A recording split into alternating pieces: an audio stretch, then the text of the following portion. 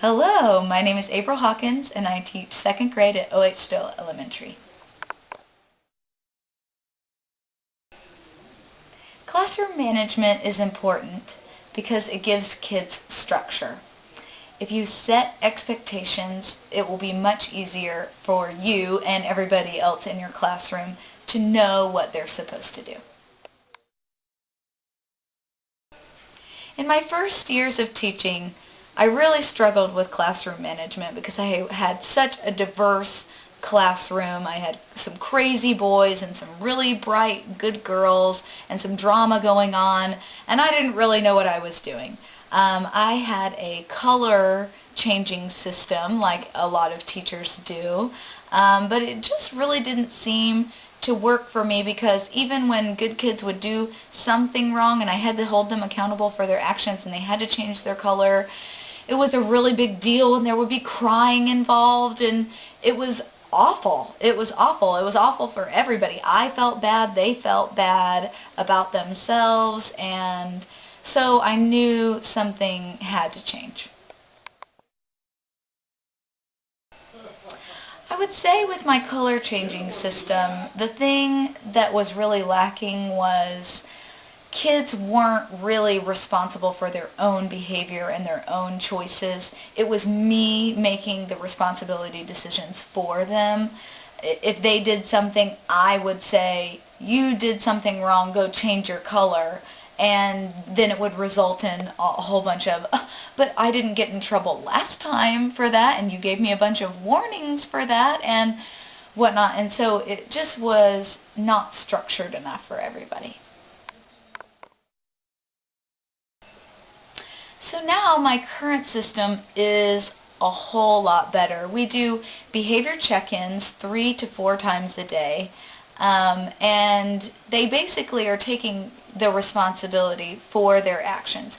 If they have followed all the school rules and they have not affected anyone's safety or their learning, then they receive what we call 2 beaver paws. I don't really know if beavers have paws, but that's what we call them because it's cute, instead of saying like beaver claws. So anyway, they give themselves 2 beaver paws if they followed all those rules.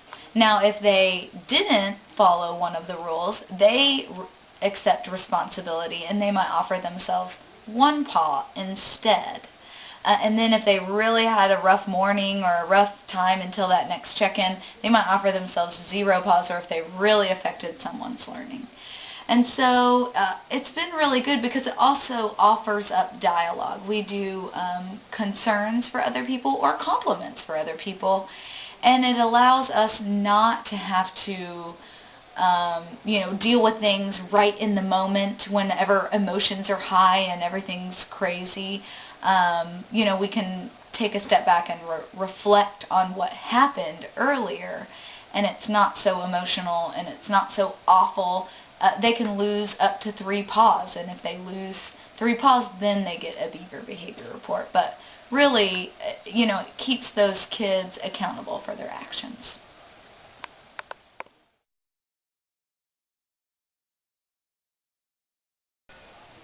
The range of concerns that my kids might have for each other, or I might have from them, is very wide. Sometimes the concerns are very small, like, she was sitting in my spot and I want to sit there. Well, we talk about have you talked to that person about that? Did you ask them in a nice way, to move, or if it was your spot, or etc., etc. And usually I just say, okay, you just need to brush those concerns off because they're not a big deal. They're not really affecting your learning. They're not affecting your safety. They're not really breaking one of the school rules. Let's just let those slide off and let's choose a different spot on the carpet. And then we have the big concerns that are a big deal, like she was looking on my paper and copying off of me. That is definitely affecting someone else's learning and breaking school rules. Also, of course, if somebody gets really hurt on the playground and whatnot, those are big deals, but we have dialogue about it. Was it an accident? Did you talk to them about it first? things like this, and this is the other part of the responsibility being in their hands to take care of it before they even get to a behavior check-in.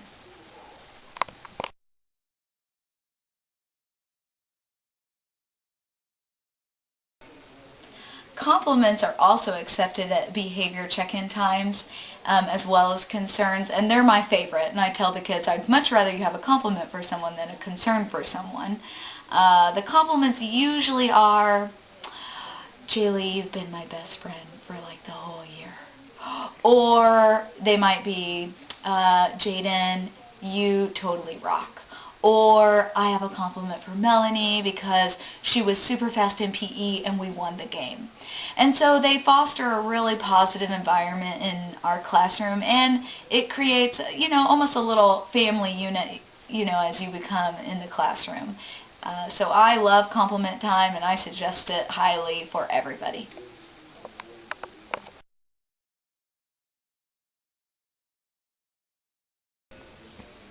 My administrators are in full support of this behavior plan because it supports our school behavior plan as well. We have consequences for actions when paws are taken away. Kids lose recess time, and if more paws are taken away, they might lose a Fantastic Friday time, and then if more paws are taken away, then there has to be a parent conference, and then if more paws are taken away or things are occurring every day and they're the same every day, then it's time to include an administrator in this plan. But we've already had all these steps leading up to it with this plan. And it also helps document what has been going on and why it's reoccurring and what we've done to already talk through it and take care of it. And so they give this plan 2 thumbs up.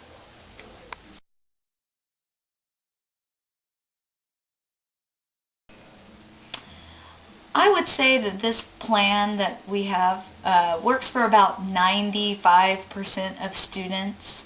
The other 5%, of course, are your kids that are just special needs. They require more time and more energy and more behavior interventions, and we come up with separate behavior plans for them.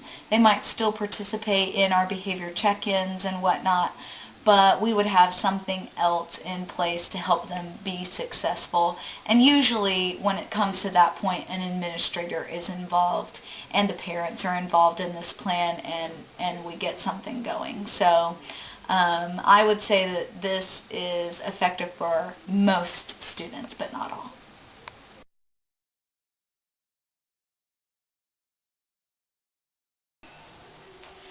My advice to any first-year teacher working on their classroom management skills has got to be stay calm, use a calm voice, and try not to ever yell. Yelling really, it just stirs up your emotions and it stirs up their emotions, and it doesn't get you very far. Having a relationship with your students is so important, and they know that whenever I get really quiet, it's really time to listen. And so that's my piece of advice, is just to stay calm and have fun with your kids.